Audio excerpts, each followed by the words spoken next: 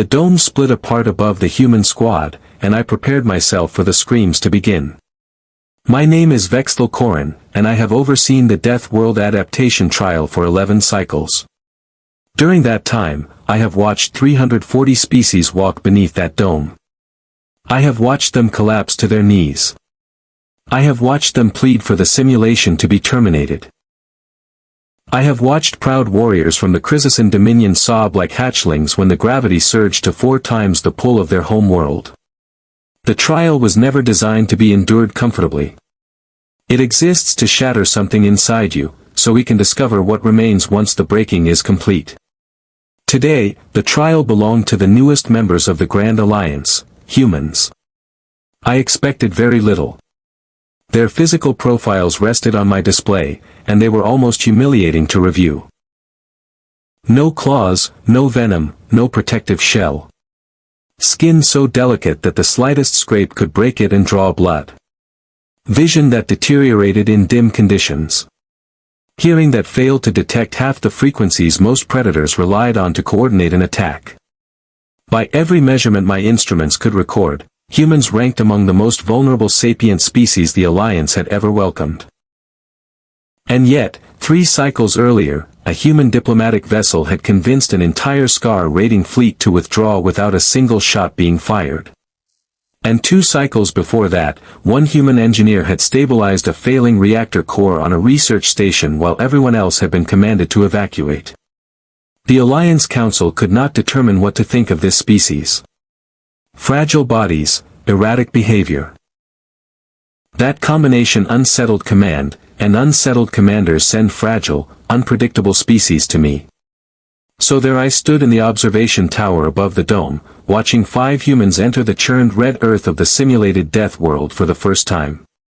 The atmosphere within the dome was thin and harsh, filled with sulfur compounds that would burn any unprotected lungs. Gravity was fixed at 1.5 times standard, enough to turn every movement into a struggle against invisible resistance. Storm clouds, dark as a fresh bruise, twisted overhead. And somewhere beyond the ridge line, the deep call of a grandipack creature rolled across the stone. The first human to emerge from the transport pod was a woman named Priya Malhotra.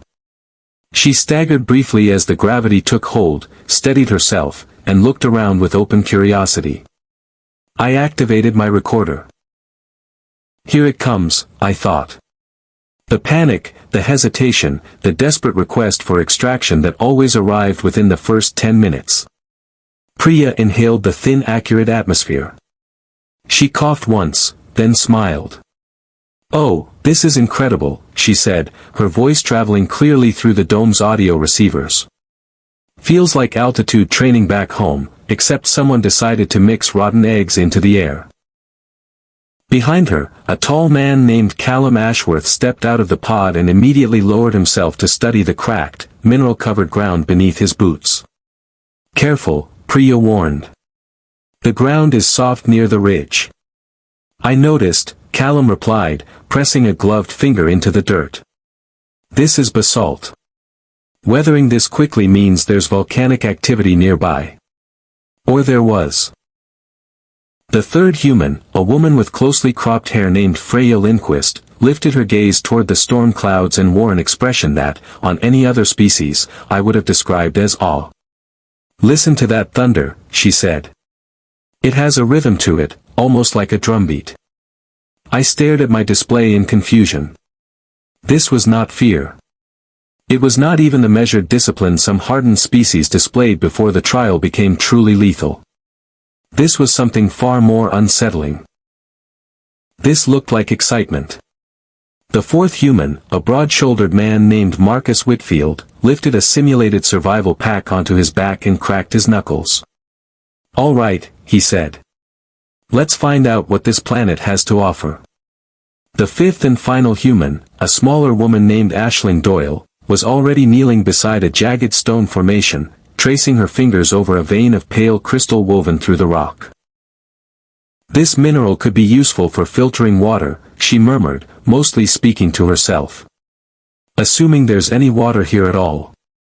I switched my display to their vital signs, expecting to see the familiar indicators of a fear response rising beneath their calm appearances. Elevated heart rate, yes.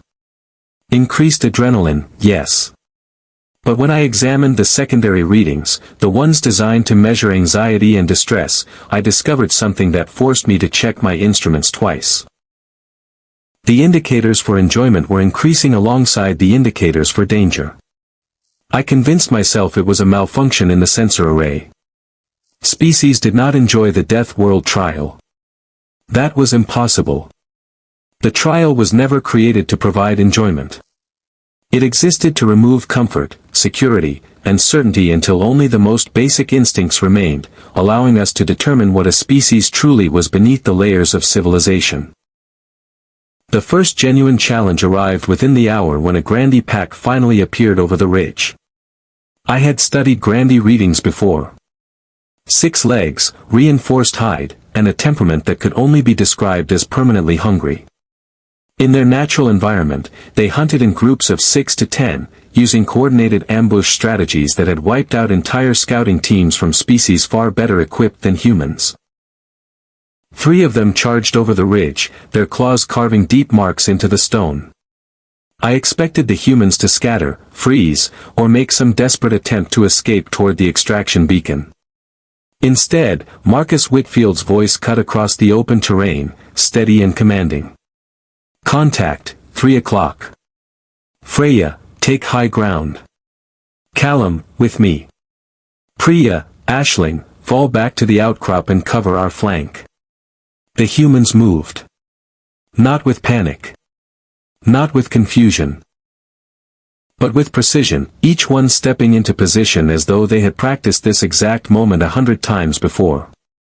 Freya climbed onto a rock formation, giving herself a perfect view of the battlefield. Marcus and Callum stood shoulder to shoulder, weapons ready, creating a defensive wall between the charging Grandie and the 2 women moving toward the outcrop. The lead Grandie attacked. Marcus shifted aside at the final possible second, striking the creature's side with the base of his weapon and sending it crashing to the ground. Callum's shot struck the second one directly beneath its exposed underside, the single point where its armor plating offered no defense. I had studied 100 combat records from 100 different species facing this exact pack formation. Most were either killed during the first exchange or fled, only to be hunted down from behind. The humans fought as if they had already studied the Grandie's weaknesses before entering the dome, which should have been impossible. The Grandie were simulated creatures, unique to this trial. The third Grandie, wounded and trapped, released a violent screech that should have driven any sensible creature into retreat. Freya, balanced on her rock, gave a quick, sharp laugh. "Oh, I like this one," she called down. "It's got some fight left in it."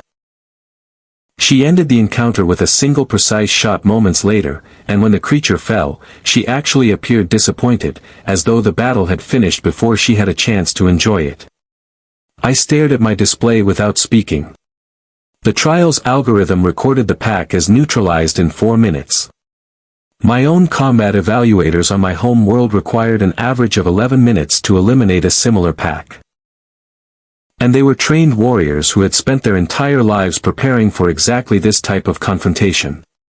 Priya approached the fallen Grandie and crouched beside it with something dangerously close to affection. "Poor thing," she said. "Big scary teeth, and it still couldn't land a hit. Should we eat it?" Callum asked, sounding only half joking. "Absolutely. We should eat it," Marcus said. "Waste not, want not. I want to make one thing clear. In 11 cycles of conducting this trial, I had never once heard a recruit joke about consuming a creature that had just attempted to kill them. Fear does not create humor. Fear creates silence, screams, or the desperate rush toward extraction procedures. What I was witnessing did not belong to any pattern I recognized.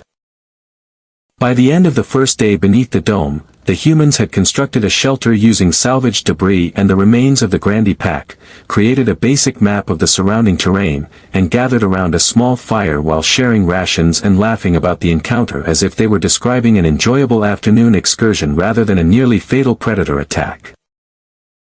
I remained alone in the observation tower long after my assigned shift had ended, replaying the sensor logs again and again, searching for the malfunction that would explain what I had witnessed. There was no malfunction. The instruments were operating perfectly. The humans truly were enjoying themselves. Aisling's voice came through the dome's audio system as she rested against the shelter wall, staring into the unfamiliar stars above. "You know," she said, "for a planet that seems determined to kill us, it's actually kind of beautiful out here." Freya laughed. "Wait until tomorrow. I heard the trial gets harder the longer we manage to survive." "Good," Marcus replied, throwing another piece of fuel into the fire. I was starting to get bored. I powered down my display and leaned back in my chair, experiencing something I had not felt in 11 cycles of overseeing this trial. It was not exactly fear. It was not exactly confusion. It was the unsettling feeling of watching a system I believed I understood completely begin operating in a way I could no longer predict. Somewhere above the dome, in the real sky beyond the simulation, a council session was already being arranged. The day's readings had reached senior officials far faster than I anticipated, and I suspected tomorrow would bring far more than increased gravity and higher predator density. I had no idea at that moment how accurate that suspicion would be. The morning arrived with a summons I had been expecting ever since submitting my first day's report. Ambassador Shri of the Chrysasan Dominion requested my presence in the observation chamber before the second trial day began. And when a member of the Council Oversight Committee requests your presence, you do not keep them waiting. I arrived to find Shri already seated at the central console, reviewing the previous day's data with an expression I had learned, after many cycles working alongside the Dominion, to associate with barely controlled concern. "Evaluator Korin," Shri said without looking up. "Explain these readings to me." I did not need to ask which readings he meant. I had spent most of the night trying to explain them to myself. "The humans displayed elevated positive effect markers throughout yesterday's engagement," I said. "Enjoyment indicators appearing alongside the expected stress and adrenaline responses. I understand what the data says, Evaluator. I am asking you to explain how this is possible." I hesitated, because the honest answer was that I had no explanation. It is possible the trial parameters were not properly calibrated for this species. Human physiology is unusual. Perhaps their threat response functions differently than our models predicted. Shri's crest flared, a Chrysasan expression I had come to recognize as a sign of severe displeasure. "The purpose of this trial, Evaluator, is to determine whether a species can be trusted with the responsibilities of frontline alliance service without becoming a liability under extreme stress. If a species enjoys extreme stress, then what exactly are we measuring?" It was a fair question. And I had no satisfying answer. "Increase the difficulty," Shri said. "Today's environmental parameters will be escalated to Tier 3. I want to see how these humans respond when the trial stops feeling pleasant." Tier 3 was not a setting I activated casually. It was reserved for situations where a species needed to be conclusively and permanently removed from consideration for Alliance combat service. It was a level of severity so extreme that most recruits from most species failed to survive the encounter, much less complete it successfully. I had activated Tier 3 only 4 times across 11 cycles, and every single time the trial had ended within the hour, with extraction teams retrieving broken and traumatized recruits from the dome. "Ambassador," I said carefully, "Tier 3 carries a significant risk of serious injury to the recruits. The humans have already demonstrated that they can operate effectively in dangerous conditions." Shri looked at me. "If they are truly as capable as yesterday's footage suggests, Tier 3 should not present an unreasonable risk. If they are not, then we will have discovered the boundaries of their capabilities, which is, after all, the entire purpose of this exercise."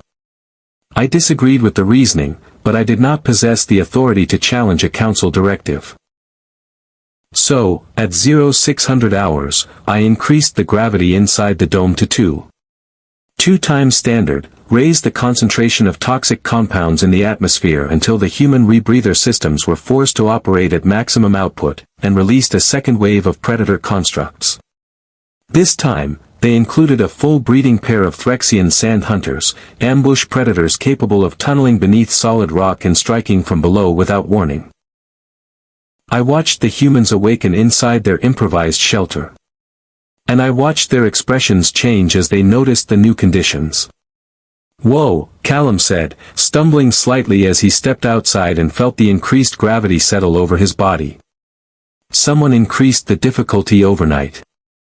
"Rebreather readings show toxin levels almost double what we had yesterday," Aisling said, checking the small display attached to her wrist. "This place really doesn't want us here." I prepared myself for the fear to finally appear. Surely this was the moment the confidence broke. Marcus rolled his shoulders, testing the additional weight pressing down on him, and then a slow smile spread across his face. "Well," he said, "guess the planet heard us complaining about being bored." Priya laughed. She actually laughed. I stared at my instruments in disbelief as her vital signs displayed genuine amusement instead of the fear response I had expected. The Threxian sand hunters attacked 2 hours later, exactly according to their design parameters. They erupted from beneath the rocky terrain in a storm of dust and debris, jaws already open, moving with a speed that had ended confrontations against far more heavily armed and armored species within seconds. I have reviewed the recording of that encounter more times than I can count, and I still find it difficult to comprehend. Freya was closest to the first emergence point. Instead of freezing or retreating, she threw herself sideways with a speed that surprised even me, rolled beyond the creature's first strike, and rose into a crouch with her weapon already tracking its next movement. "Second one's coming up behind Callum," she shouted. Callum turned instantly, driving his weapon into the creature's exposed flank as it broke through the surface. The impact sent a spray of dark ichor across the red soil. The battle that followed lasted nearly 6 minutes longer than the previous day's Grandy encounter and was significantly more dangerous. Aisling suffered a glancing strike across her upper arm, tearing through her protective suit and drawing blood. Real blood. The kind of injury that would have immediately ended most simulations, with recruits removed for emergency medical extraction. She looked down at the wound, gritted her teeth, and then, unbelievably, laughed. "Okay, that's definitely going to leave a mark," she said, pressing a field dressing against the cut with practiced efficiency. "You all right?" Marcus called, never slowing his own fight with the second hunter. "I'm great," Aisling shouted back. 10 out of 10, would get bitten again. I sat motionless at my console, watching her vital readings. Elevated pain response, yes. Exactly what I expected from an injury of that severity. But beneath the pain, that same impossible signal remained. Enjoyment. As if some part of her genuinely found the experience exhilarating rather than traumatic.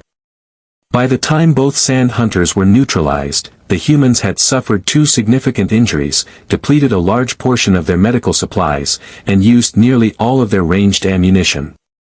By every reasonable standard, it had been a costly and dangerous encounter. They sat together afterward, treating Aisling's wound and checking Callum's bruised ribs.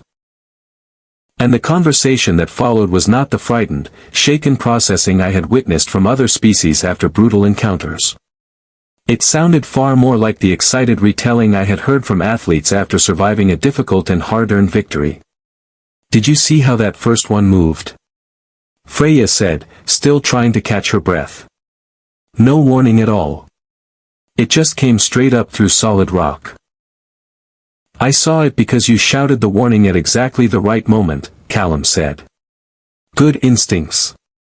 "I heard the vibration in the ground half a second before it broke through," Freya replied. "Felt like a subway train coming straight at us." "We should name them," Priya said suddenly. "The scary rock monsters." It feels wrong fighting something without knowing what to call it. Steve, Marcus said immediately. The first one, Steve. You can't name a monster that just bit Aisling, Steve, Callum protested. Steve is actually a great name for a monster, Aisling said, still holding the dressing against her arm. Very ordinary. Makes you underestimate it. Lulls you into a false sense of security. I stopped the playback there. And for a long moment, I simply sat in silence, staring at the frozen image of 5 wounded, exhausted humans laughing together beside a fire on a planet that was actively attempting to kill them. I began preparing my report for the council with a growing sense of unease, because I understood even then that I was recording something that had never occurred in the entire documented history of the Deathworld trial. Every previous species exposed to Tier 3 difficulty had one of 2 reactions. They either broke, collapsing inward under the weight of fear and despair, or they hardened into a grim, silent, emotionless form of survival. The kind of cold endurance Alliance Command found reassuring because it reflected their own species' response to overwhelming danger. The humans did neither. They adapted, yes. And they adapted with astonishing speed, faster than nearly every species I had ever evaluated. But they did so while smiling, laughing, naming the creatures hunting them, and displaying something that could only honestly be described as joy. I submitted my report that evening, carefully recording every unusual reading, every unexpected behavior, and every moment where the humans' reactions deviated from the predictive models the Alliance evaluation system had relied upon for generations. I added no personal interpretation. I simply provided the data and allowed it to speak. The response arrived sooner than I expected. It came in the form of a message from Ambassador Shri containing exactly 4 words. Escalate to Tier 4 immediately. Tier 4 was not a setting the Deathworld trial had ever officially activated. It existed only in theoretical documentation, a difficulty level designed by the Alliance Engineering Corps as the absolute upper limit of survivable conditions. A level intended to be so overwhelming that no species, regardless of physical strength or adaptation, could reasonably be expected to withstand it for more than a few minutes. I stared at the message for a long time before replying. Ambassador, I wrote, Tier 4 has never been tested on a living recruit. The probability of fatality is extremely high. The response arrived within seconds. That is precisely the point, Evaluator. We need to know what breaks them. Every species has a breaking point. Find theirs. I looked through the observation tower viewport at the dome below, where 5 exhausted, injured, and impossibly cheerful humans slept beside the dying remains of a fire. They had no idea that within a few hours I would activate a difficulty level no living being had ever survived. They had no idea that their response would permanently alter the way the entire Alliance viewed their species. I did not sleep that night. I remained in the observation tower, running simulation after simulation, attempting to predict what Tier 4 would do to those 5 humans. Every model returned the same conclusion. Statistically, at least one of them would not leave the dome when the sun rose. I had never questioned the purpose or wisdom of the Deathworld trial before. But that night, for the first time in 11 cycles, I found myself quietly hoping, against every regulation and every principle I had sworn to uphold, that the humans would prove every one of my models completely wrong. Tier 4 began at exactly 0500 hours, and within the first 30 seconds, I understood why it had never been attempted with living recruits. The gravity generators groaned under the strain as they forced the internal field to 3 times standard, a pressure that would fracture the skeletal structure of most Alliance species within minutes of continued exposure. The atmosphere thickened with a toxin mixture so concentrated that the dome's air shifted into a faint, sickly green haze, visible even through the reinforced observation ports of the tower. Storm systems that had only threatened the simulated world during the previous 2 days now ripped across the artificial sky with genuine brutality. Lightning struck the surface with enough force to transform sections of the terrain into glass. And then there were the Vorak. I need to explain what a Vorak is, because before that morning, I had only ever deployed Vorak constructs into empty simulation environments during calibration tests. Never into an active trial. Never with living recruits inside. A Vorak is an apex predator construct based on the most dangerous creature ever documented by Alliance exploration teams. A 9-legged nightmare the size of a transport vehicle, capable of moving silently across any environment, possessing a neurotoxic bite powerful enough to incapacitate creatures 4 times its own mass within seconds. And it did not hunt alone. Vorak operated in coordinated groups, communicating through a combination of subsonic vibrations and chemical signals that made detecting an approaching attack nearly impossible. That morning, I released 2 of them into the dome. And for the first time in 11 cycles of this work, I felt something unfamiliar twisting inside me. Dread. The humans woke to gravity that immediately sent 2 of them crashing to their knees. "That's not right," Callum gasped, struggling to force himself upright against the crushing weight. "That's not right. That's too much. Too fast." Priya was already on the ground, one hand pressed against her chest as she forced herself to breathe in short, controlled intervals. "Everyone, slow breathing," she managed. "Slow breathing. Don't fight the weight. Work with it." I watched their vital signs. And for the first time since the trial began, I saw genuine strain. A surge of cortisol. A surge of adrenaline. Finally, the readings matched the fear response I had expected from the beginning. But I still did not see panic. Marcus forced himself upright, one hand against the shelter wall. His face had gone pale, but his voice remained steady. "Report. Everyone sound off." "Here." "Just barely," Aisling grunted. "Here," Freya answered, her voice strained but controlled. "Here," Callum managed. "Here," Priya said, pushing herself back onto her feet despite the crushing pressure. "Okay," Marcus said. "This is bad.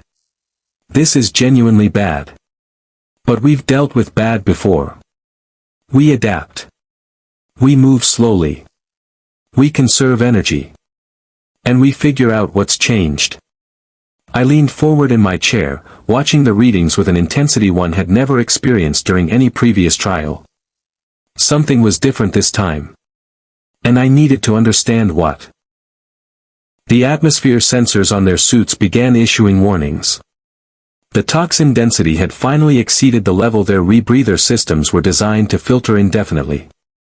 "Rebreathers are struggling," Aisling reported, her voice tighter now. "We've got maybe 6 hours before the filters completely saturate. Then we find cleaner air pockets or figure out how to extend filter life," Marcus said. "Aisling, can you modify something? Give me 20 minutes and access to that mineral vein I found yesterday." She studied the readings. The crystal structure might work as a basic filtration medium. This is the section of my report I have rewritten more times than any other. Because I struggled, and still struggle, to properly describe what I witnessed during the hours that followed. Under conditions that should have caused complete physiological collapse, beneath gravity that made even standing feel like an impossible task, while breathing air that was slowly poisoning them, the humans did not stop functioning. They slowed down. Yes, they moved with obvious difficulty. Every movement demanded more effort than it should have. Every decision carried a greater cost. But they continued. They kept solving problems. They kept moving forward. They kept supporting each other with a level of coordination that showed no signs of the fear-induced breakdown I had expected. The Vorak found them 4 hours later. I have reviewed the sensor data leading up to that moment perhaps 100 times since, and I still cannot identify the exact point where the creatures revealed their presence. Because Vorak do not reveal themselves. They simply arrive. Freya stopped speaking in the middle of a sentence and suddenly froze. She raised a closed fist, the universal signal for silence, one I had somehow not expected humans to share with several other Alliance species. Something's here, she whispered. I don't see anything, Marcus replied. I feel it. The ground's wrong. Wrong how? Vibration patterns are off. Too smooth. Something's moving without actually touching the surface. I stared at my display in disbelief. The Vorak's silent movement had been specifically engineered to evade conventional detection methods. And yet this human, relying on nothing but instinct and subtle changes in the surrounding environment, had somehow sensed their approach before they attacked. The first Vorak erupted from beneath a rock formation 8 meters to their left. Even with Freya's warning, the sheer speed of its attack nearly caught them completely unprepared. Its 9 legs carried it across the broken terrain in a blur, jaws already opening to reveal the twin neurotoxin fangs that had ended countless theoretical simulations during the engineering division's calibration tests. What happened next is something I have watched more times than any other recording in my career. Because the first time I saw it, I genuinely could not believe what I was witnessing. Marcus did not run. He moved directly into the creature's path, throwing himself toward the charging predator and driving his weapon into the joint of its 4 front legs with every ounce of strength his gravity-weakened body could produce. The impact was enough to disrupt the Vorak's momentum just slightly. Just enough. Its fangs snapped shut on empty air only a hand's width from his shoulder instead of finding their target. Now, he shouted. Callum, positioned exactly where their earlier coordination had placed him, fired directly into the exposed underside of the creature's thorax, the one weakness listed in the Alliance combat database for this species. Information the humans should never have possessed. And yet somehow, they had identified it through nothing more than careful observation and a few seconds of analyzing the creature's movements. The Vorak released a violent shriek. A sound that should have frozen any sapient creature with instinctive terror. Instead, it staggered backward. The second Vorak attacked from the opposite direction, following the coordinated hunting pattern of its species, striking at the exact moment when the human's attention was divided. Priya, still struggling beneath the crushing gravity, threw herself into its path anyway. Using a piece of debris as an improvised barrier, she bought Aisling the fraction of a second she needed to finish whatever modification she had been making to her filtration system. Aisling turned with a small device in her hand and released a concentrated burst of chemical irritant directly into the creature's sensory organs. The Vorak recoiled, disoriented. And Freya's shot, fired with precision that should have been impossible under 3 times standard gravity, found the opening in its armor that the creature's temporary blindness had exposed. Both Vorak withdrew, wounded and disoriented, disappearing into the storm-shrouded darkness beyond the human's small camp. The 5 humans stood together, gasping, trembling, and bleeding from multiple injuries. Around them was evidence of the most dangerous encounter any recruit had ever survived at this difficulty level. For a long moment, nobody spoke. I held my breath, waiting for the delayed reaction. The moment when the full weight of what they had endured finally broke through. Aisling laughed first. It was a breathless, slightly hysterical sound. But it was still laughter. We just fought off 2 of those things, she said. 2 of them. Under this gravity. I think I broke a rib, Callum said, still struggling to catch his breath. Worth it, Marcus replied, lowering himself onto a rock, his entire body shaking from exhaustion. That was, without question, the single most intense thing that has ever happened to me. He paused. And I once got trapped in a building collapse during an earthquake. You never told me about a building collapse, Priya said. Wasn't relevant until now, Marcus said. The point is, this was worse and somehow also more fun. More fun. Freya repeated, disbelief and something dangerously close to exhilaration mixing in her voice. Marcus, that thing's teeth missed you by centimeters. I'm aware, Marcus said. Adrenaline is still running. Ask me again in an hour. I might have a different answer. But right now, I feel incredible. I stopped the footage there. My hand remained suspended above the console, and I sat in silence for a very long time. I had run this exact scenario through theoretical simulations dozens of times before approving its live activation. Every model predicted a minimum 60% fatality rate for any recruit exposed to dual Vorak contact under Tier 4 gravity conditions. The humans had not only survived. They had forced both creatures into retreat, suffered no fatalities, and were now sitting together beneath the storm-filled darkness, exchanging jokes about the encounter as if they were describing an especially intense sporting event. I compiled my report with hands that I noticed, distantly, were not entirely steady. The Council's response arrived almost immediately. And this time, it was not only Ambassador Shri requesting my presence. It was the entire Oversight Committee.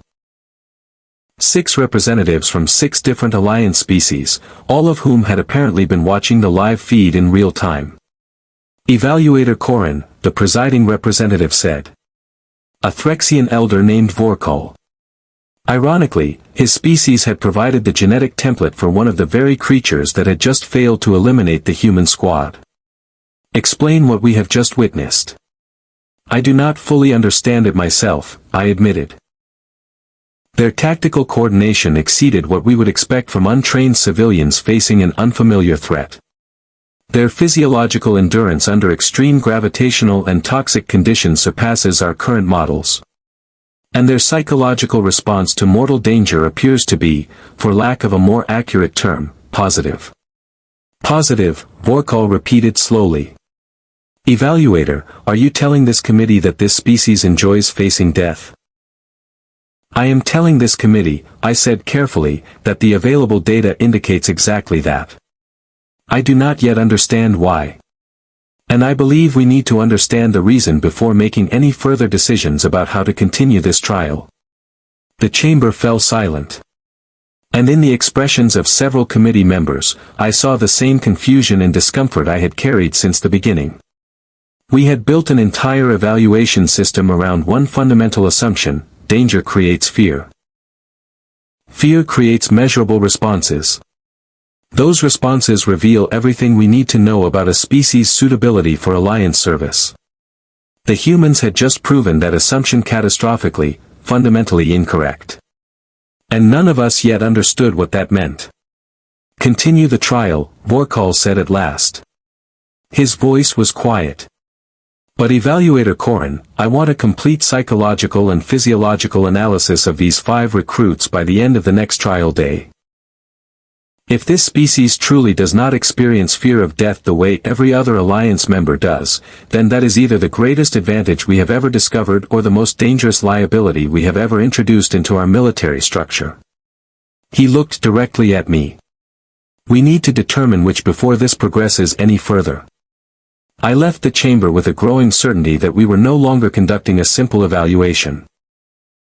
We were witnessing the beginning of a discovery that would permanently alter how the entire Alliance understood the species it had only recently, and cautiously, welcomed into its ranks. I returned to the observation tower and watched the humans sleep, gathered together for warmth against the storm that still raged beyond their shelter. And for the first time in my long career, I wondered whether the trial I had spent 11 cycles perfecting had ever actually been testing the thing we believed it was. The events inside the dome did not remain confined to the Oversight Committee for long. Within 2 days, recordings of the Tier 4 Vorak encounter had somehow escaped the restricted Council archives, and I began receiving messages from sources I had never interacted with throughout my professional life. Alliance military officers requesting technical clarification regarding the readings. Academic researchers from 3 different species requesting access to the physiological data. And most surprising of all, requests from human squads stationed throughout Alliance territory, asking whether they could volunteer for future Deathworld trial sessions. I need to emphasize how unusual this was.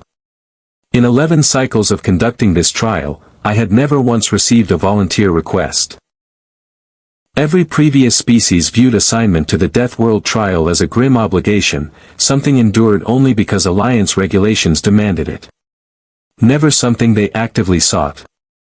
The request that finally made me understand just how differently humans viewed this entire experience came from a human military liaison named Declan Farrow, who submitted a formal petition on behalf of an entire infantry division requesting priority placement in the next available trial cycle. I read the petition twice before I fully understood what I was seeing. Members of the 4th Terrestrial Division have expressed significant interest in participating in the Deathworld adaptation trial. Following review of the available footage from the current trial cycle, morale within the division regarding this assignment is notably elevated. Personnel have specifically requested that this posting be considered a reward for exceptional service rather than a standard operational obligation. A reward.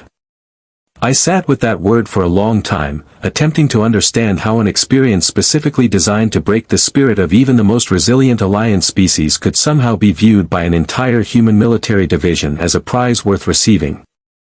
Meanwhile, inside the dome, the current squad's trial continued. And their behavior over the following days only deepened the mystery. By the 5th day of exposure, Aisling's improvised filtration system, constructed from the crystalline minerals she had identified on the first day, had successfully extended their rebreather capacity far beyond its original specifications. A piece of field engineering that our own technical division later reviewed with genuine admiration. The squad had established a semi-permanent camp beside a rock formation that offered natural protection from the worst of the storm activity. They had also begun what could only be described as a systematic exploration and documentation of the dome's environment. We should map the predator territories, Callum suggested during one of their planning sessions, which I observed with increasing fascination. If we know where the Vorak are nesting, we avoid those zones unless we deliberately choose to engage. Agreed, Marcus said. And we should track the storm patterns. Freya, you notice the lightning seems to concentrate around the higher ridge lines. Every time, Freya confirmed. We stay low during storm peaks, and we're basically fine. This was not the behavior of creatures being tortured by a hostile environment.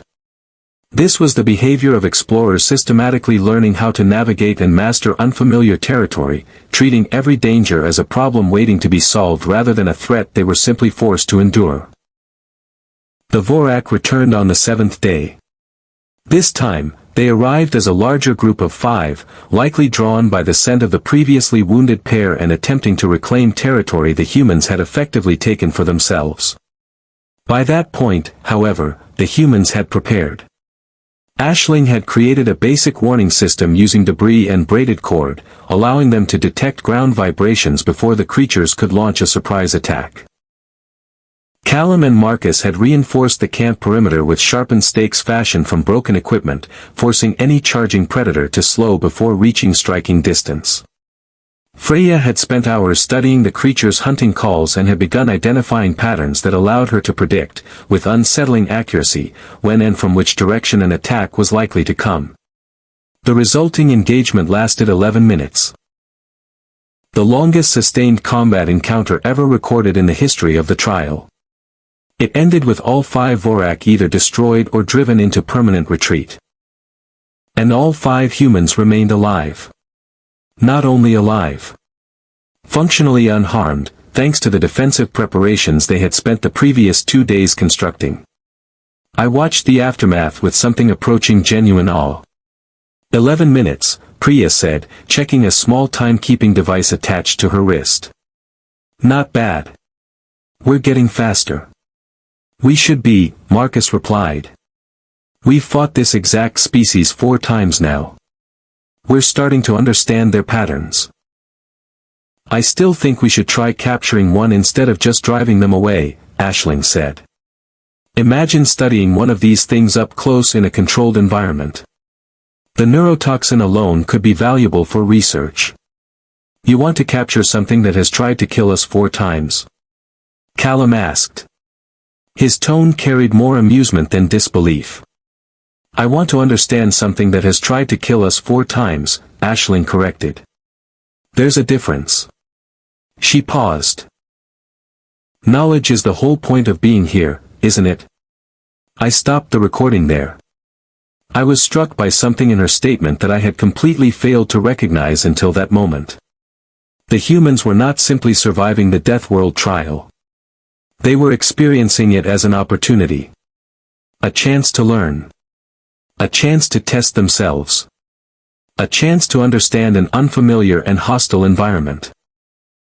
They approached it with the same curiosity a young creature might bring to a difficult new challenge. And slowly, with growing discomfort, I began to understand that our entire evaluation system had been built upon a fundamental misunderstanding of the relationship between danger and fear. We assumed all sapient species processed mortal threats in the same way. That fear was a universal constant. That the only difference between species was how effectively they could suppress or control that fear when confronted with danger. Humans, it appeared, processed threats through an entirely different framework. One where danger and reward were not opposites. They were connected. The very act of confronting something dangerous and overcoming it produced a form of satisfaction that most other species associated only with safety and comfort. The Oversight Committee's psychological analysis was completed at the end of the 7th trial day, confirming what I had begun to suspect through direct observation. The report was compiled by a team of Alliance psychologists working alongside a human specialist named Drivna Sullivan, who had been brought in specifically to help interpret the findings. It contained a passage I have returned to many times since, because it fundamentally changed how I understood the species I had spent a week evaluating. Human psychology appears to have evolved under conditions of persistent, unavoidable environmental and social threat throughout the majority of their species' developmental history. Rather than developing an instinctive aversion to danger, a significant portion of human neurological reward circuitry appeared to be directly connected to successfully navigating risk. This was not a malfunction. It was not an anomaly. According to Dr. Sullivan, it was a fundamental evolutionary adaptation that allowed the species to survive and expand despite originating from a world that, by every objective measurement, ranked among the most consistently hostile environments ever surveyed by Alliance exploration teams. I read that passage and immediately thought of something Priya had mentioned almost casually during their first night inside the dome. She had compared the simulation's brutal conditions to something called altitude training. A practice I later discovered humans voluntarily participated in, exposing themselves to reduced oxygen environments purely to improve physical performance, entirely by personal choice, with no external requirement compelling them to do so. Dr. Sullivan's report continued with an observation that affected me even more deeply. It should be noted, she wrote, that human history contains extensive records of voluntary engagement with extreme danger for reasons ranging from scientific curiosity to simple recreation. Activities such as climbing mountains without safety equipment, exploring unmapped underground cave systems, and participating in various forms of extreme athletic competition have been pursued by human civilians, not soldiers, not specialists, but ordinary members of the population, purely for the psychological satisfaction these experiences provide.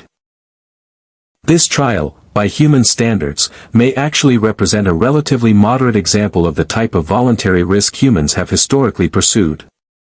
I placed the report down and remained silent for a long time, attempting to reconcile this new understanding with everything I had believed throughout my entire career about the fundamental purpose of danger. The council reconvened on the 8th day. And this time, the discussion was far more heated than any previous session. This changes the entire foundation of our evaluation system, Ambassador Shri argued, his crest flaring with visible agitation. If a species experiences mortal danger as rewarding rather than threatening, how can we trust their judgment in actual combat situations? A soldier who enjoys danger may seek unnecessary risks, endanger their entire unit, or place the excitement of combat above the strategic objective. Or, countered a Volition representative named Corey, whose species had historically been among the most cautious voices on the council, a soldier who does not fear danger, who does not freeze, panic, or hesitate during the moment of greatest crisis, is exactly the kind of soldier capable of saving an entire unit when another species would have already broken. She looked around the chamber. We have witnessed 8 days of direct evidence demonstrating this behavior. Are we truly going to ignore what we have observed simply because it challenges assumptions we never bothered to question? The debate continued for hours.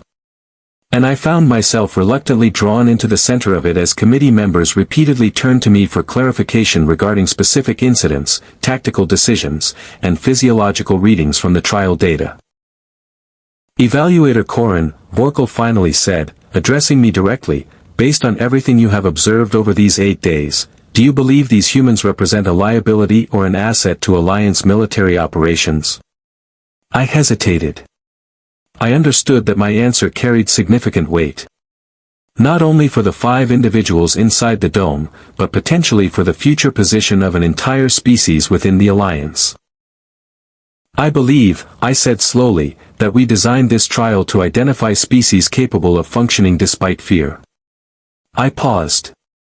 We never considered the possibility of a species capable of functioning because fear itself operates differently within their psychology. The chamber remained silent.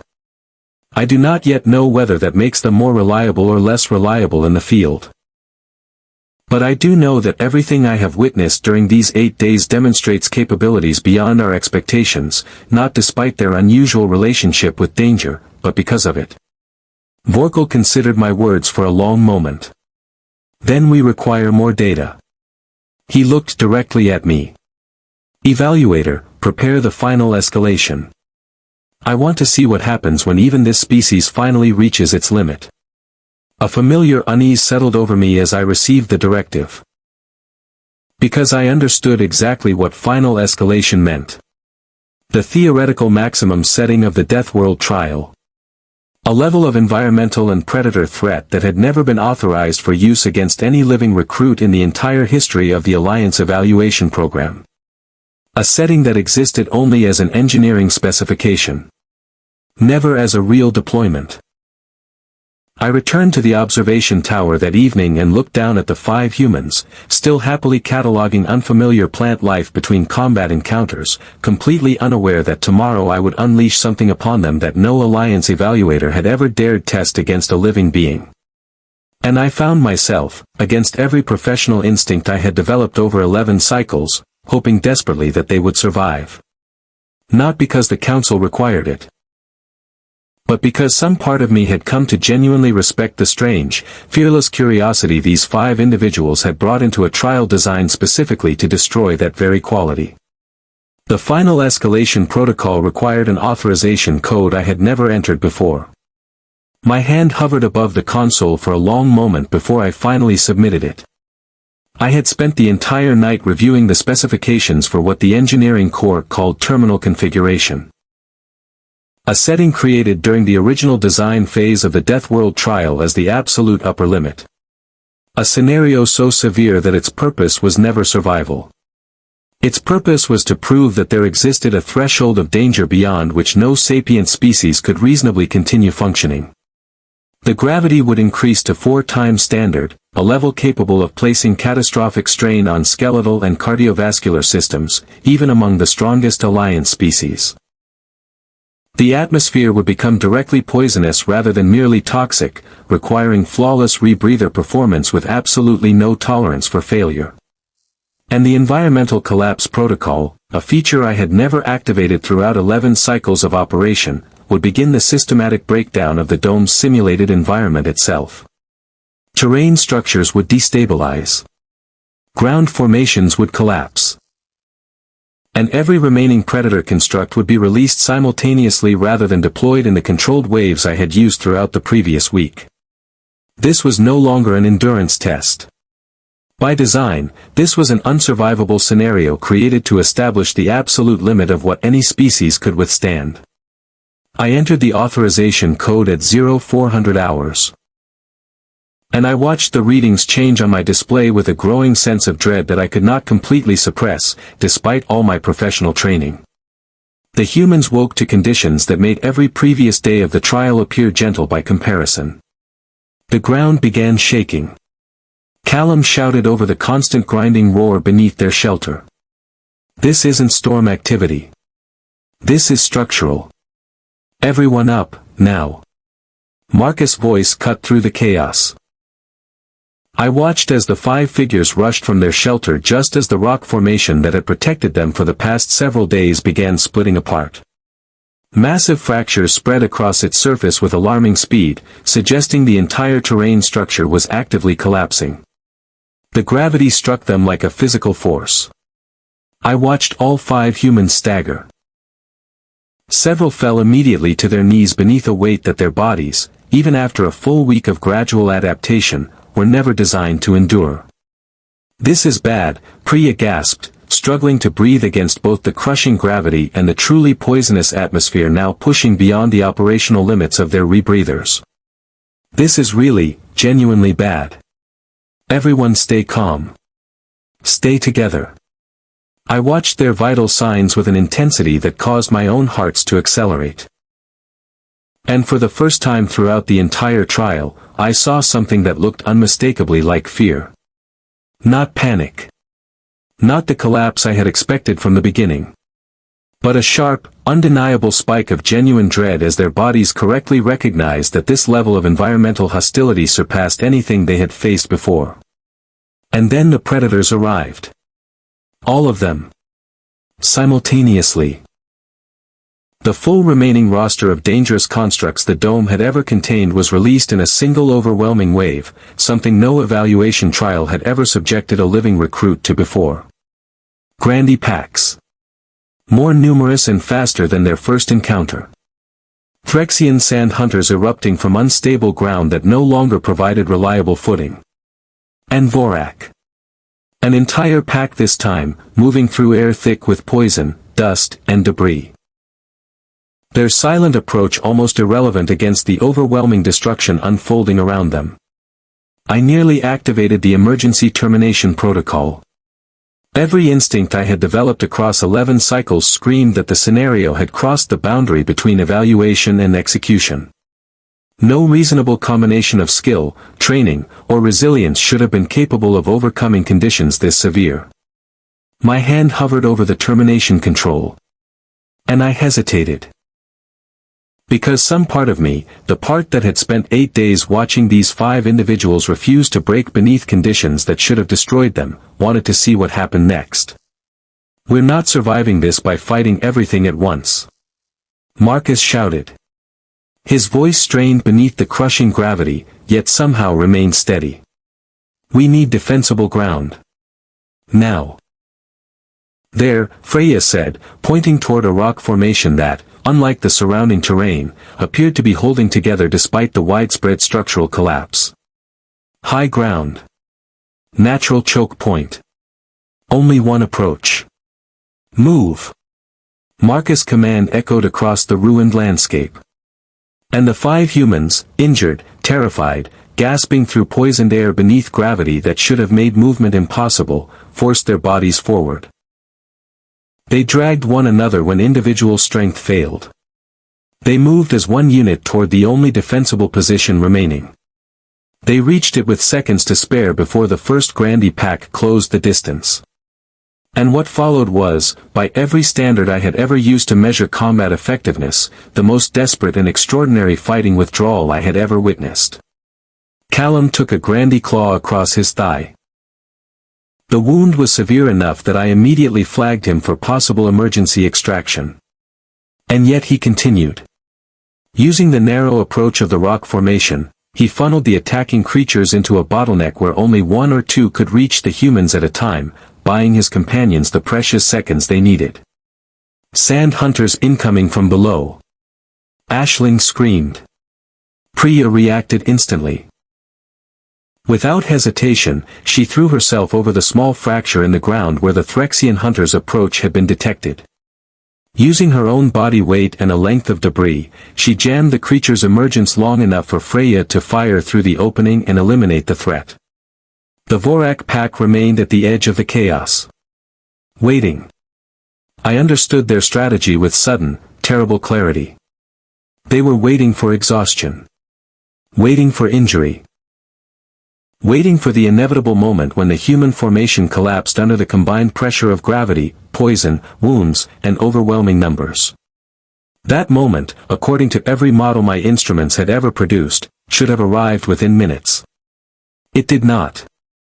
I watched in complete disbelief as 5 severely injured, exhausted humans continued fighting. Continued protecting each other. Continued making instantaneous tactical decisions with a level of clarity that should have been impossible under such conditions. They continued for nearly 40 minutes. An engagement duration longer than every previous encounter combined by a significant margin. "Marcus, we can't keep this up much longer," Aisling shouted. Her voice was raw with exhaustion, blood soaking through a shoulder dressing that had clearly failed to fully stop the bleeding. "We're running out of ammunition. We're running out of strength." "I know," Marcus said. And for the first time throughout the entire trial, I heard something in his voice that sounded genuinely uncertain. Genuinely afraid. "I know. But we're still here. We're still fighting. That has to count for something." "It counts for everything," Priya said, forcing herself upright despite the obvious severity of her condition. "We're not done yet." The Vorak pack chose that moment to begin its final assault. All 5 creatures moved simultaneously toward the human position, clearly calculating, with whatever cold predatory intelligence their constructs had been designed to possess, that this was the moment of maximum vulnerability. The moment when their prey finally broke. What happened next has become, within the Alliance evaluation community, something close to a legendary account. A scenario discussed, analyzed, and studied far beyond the limits of my original report. Because instead of breaking, instead of scattering in the desperate panic every reasonable model predicted, the 5 humans moved without any verbal coordination I could identify in the audio recordings. They formed a tight defensive position. Their backs pressed against the narrow choke point of the rock formation. Their weapons raised. And they simply refused to surrender ground. "Together," Marcus said. His voice carried a strange, fierce calm despite everything. "We hold together, or we don't hold at all." The Vorak pack's charge met a wall of coordinated resistance that should not have been possible from 5 individuals in their physical condition. And within the chaos of poison, collapsing terrain, and overwhelming predator assault, something occurred that no evaluation model had ever predicted. They held. Not without cost. Every member of the squad suffered additional injuries during those final desperate minutes. Freya took a Vorak fang across her forearm, the neurotoxin dose thankfully insufficient to incapacitate her completely due to the creature's weakened condition from previous encounters. Marcus was struck with enough force to crack ribs on his previously uninjured side. But when the dust finally began to clear, when the last Vorak withdrew, wounded and disoriented, disappearing into the collapsing terrain, 5 humans remained standing together. Alive. They had faced the single most extreme scenario the Deathworld trial had ever been designed to produce. And they had survived it. I sat in complete silence inside the observation tower, watching 5 exhausted and severely injured individuals slowly lower their weapons. And I felt something I had never experienced during 11 cycles of this work. It was not simply professional astonishment. It was something far closer to genuine, profound respect. "We're alive," Callum said. His voice sounded almost disbelieving as he lowered himself against the rock formation, carefully holding his injured leg. "I genuinely wasn't sure we would be." "Neither was I," Marcus admitted. And for the first time, I heard the full weight of what they had endured. The fear he had kept controlled throughout the entire ordeal finally surfaced now that the immediate danger had passed. That was, without exaggeration, the hardest thing I have ever done. Was it worth it? Aisling asked quietly, pressing a fresh dressing against her shoulder wound. There was a long silence before Marcus answered. And when he did, his voice carried a quiet certainty I have reflected on many times since. Yes. He paused. It was terrifying. I have never been more afraid in my life. Another pause. And yes, it was absolutely worth it. Because we did it together, and we're still here. Moments later, the dome's environmental systems began their scheduled shutdown sequence.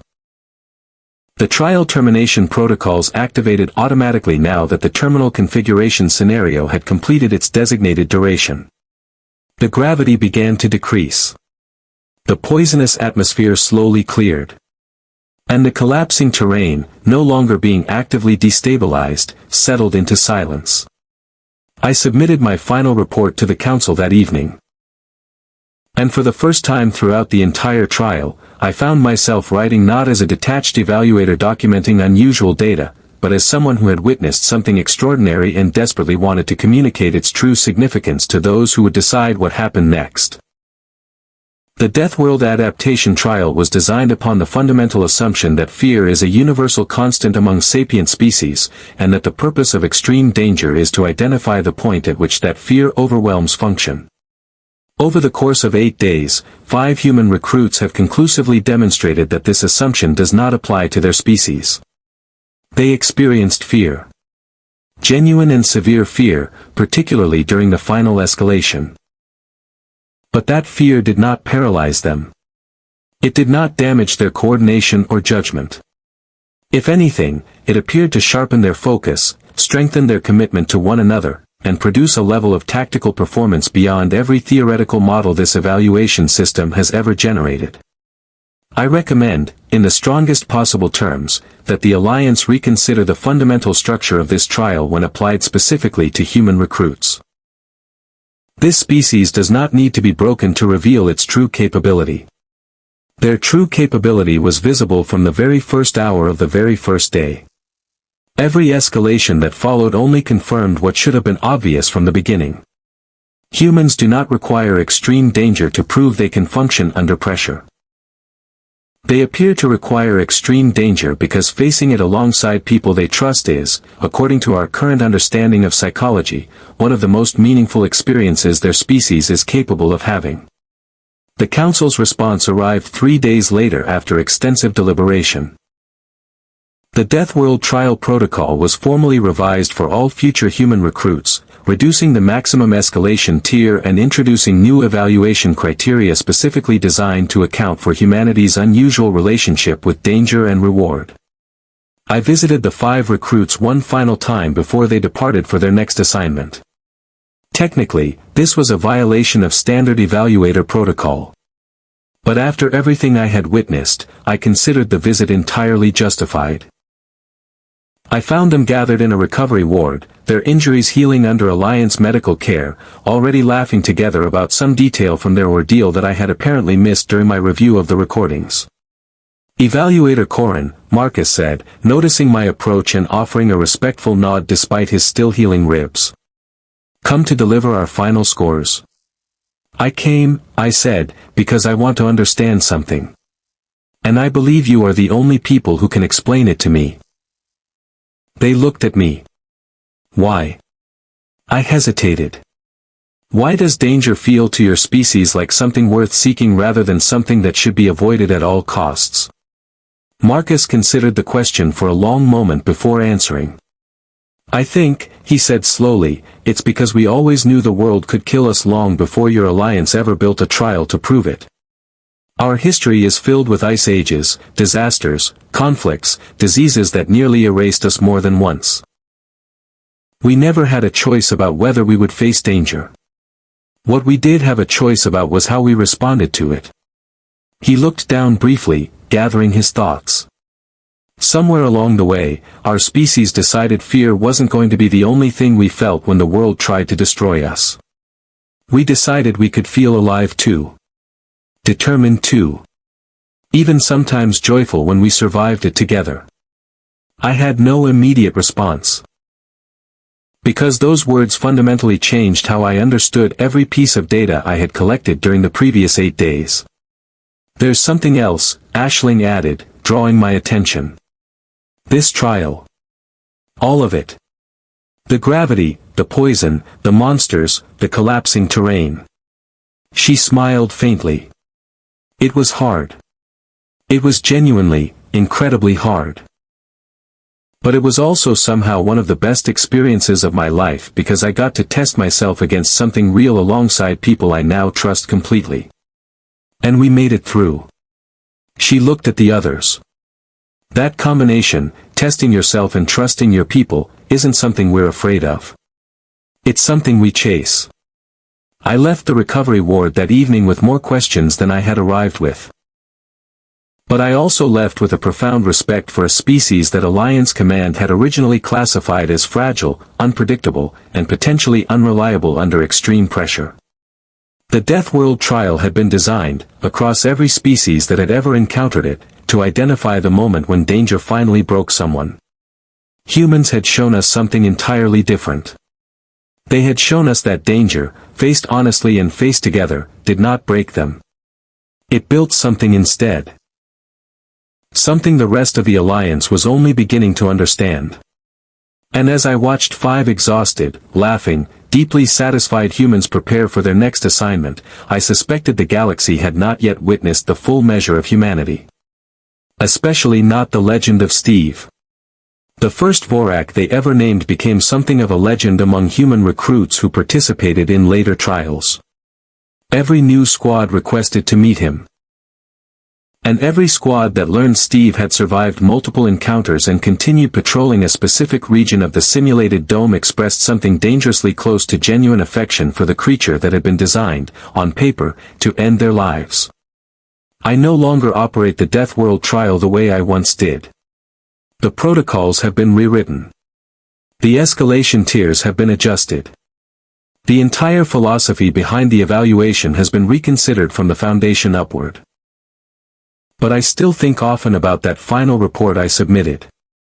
And I think often about the quiet certainty in Marcus Whitfield's voice when he explained that facing the worst the world could offer, together with people you trust, was not something his species had learned to fear. It was something they had learned to embrace. We built a trial to find a species breaking point.